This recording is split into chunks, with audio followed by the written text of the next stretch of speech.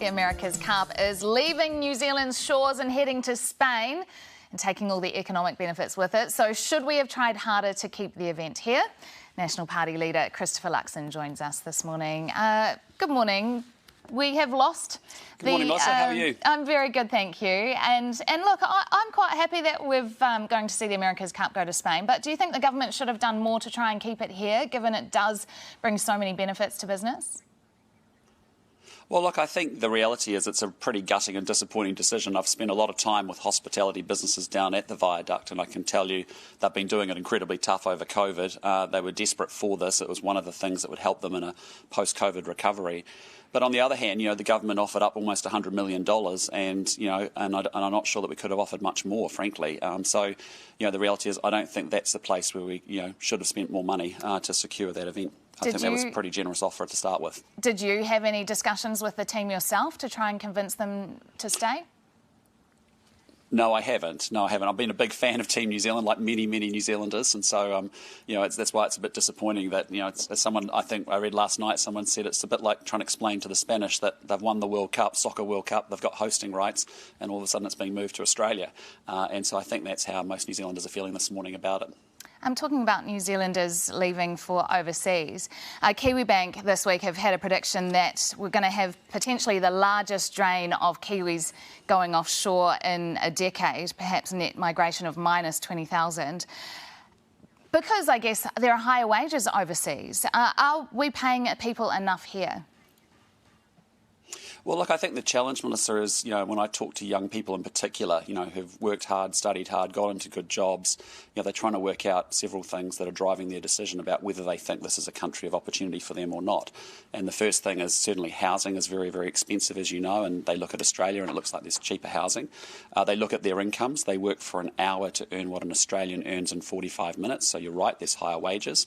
And the other thing I'd say to you is, the cost of living in Australia is almost half what it is here in New Zealand. So, when you look at those three variables, you can see how New Zealanders can look at other places like Australia, like Canada, and say they look pretty attractive. The challenge for us in this country is we want it to be a place where people see opportunity here, and that's why we've been talking to about the government about get a grip on the cost of living crisis, because we do have the second highest level of inflation in the developed world behind the US.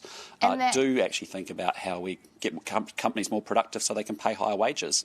And higher wages is key, isn't it? Because as you say, the stat you mentioned, that Kiwis have to work for an hour to earn the equivalent of what an Australian earns in 45 minutes. So why then would you repeal the Fair Pay Agreement, which the bill that was introduced into Parliament yesterday, which would set a floor for people on those lower incomes?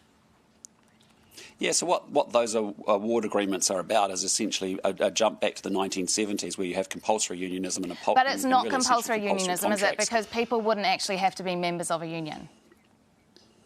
But what I'm saying is, if you look at Business New Zealand, if you look at Retail New Zealand, what they're telling you is, in a time when businesses have been hit with heaps of costs, that's not the way in which you drive to higher wages and salaries. The way you drive to higher wages and salaries is you improve the productivity of businesses. And what we mean by that is not people working harder. New Zealanders are already some of the hardest working people on planet Earth. We have to actually work much smarter.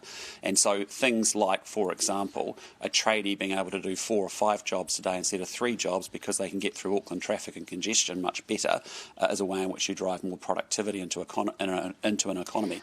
That's the biggest challenge that New Zealand has for the last 30 years, is that we haven't been able to generate higher wages and salaries because we don't sell products and services of more value. And on the productivity, so the chair of the Fair Pay Agreements Working Group was Jim Bolger, and he said when the idea was brought in that we must do better for middle New Zealanders. That's something you talk about often too.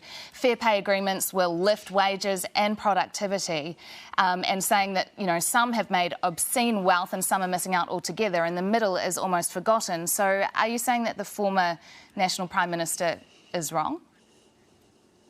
I disagree completely. There is no way by implementing awards you're going to drive an economy to more productivity. You're going to have less flexibility in a labour market, more rigidity, and actually people today want more flexibility in their working arrangements. And more importantly, what you want is a flexible labour market where people move in and out of jobs really easily.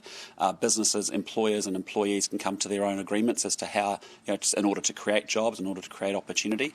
And this, I can tell you, this is not the way to go forward. It's very easy to sit here in Parliament and be able to pass these laws, but they get thrown over the fence for business to actually implement. And these are small business owners, of which are 97% of our businesses in New Zealand, and they're already being hit with a whole heap of costs. And I can tell you that's not the way to drive to higher wages and salaries, because that'll just lead to higher costs, that'll lead to higher inflation, and fundamentally the way is you've got to do things in the economy that actually improve the efficiency, the productiveness of our businesses, so they can get to higher wages and salaries, sell higher value stuff, so they can get that give people more choices. Just quickly, speaking of being thrown over the fence, the Australian government is due to pass a new law this morning which would see more 501s come to New Zealand.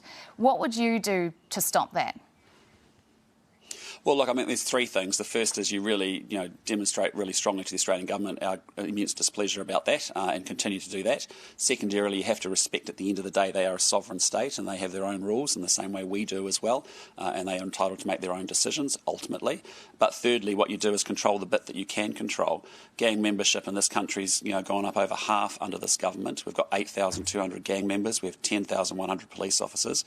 We would have formed a gang task force at the last election that really is focused on gangs, because the 501s have brought a lot of organised crime and a lot of sophistication to gangs here in New Zealand. And the reality is this: gangs peddle misery to people. Just think about all the people that are impacted by gangs and the way that they are impacting on society in New Zealand at the moment. So, you need to back the police. You need to show good leadership as a Minister of Police and make sure they've got the tools and the support that they need. National Party leader Christopher Luxon, thanks very much for your time this morning.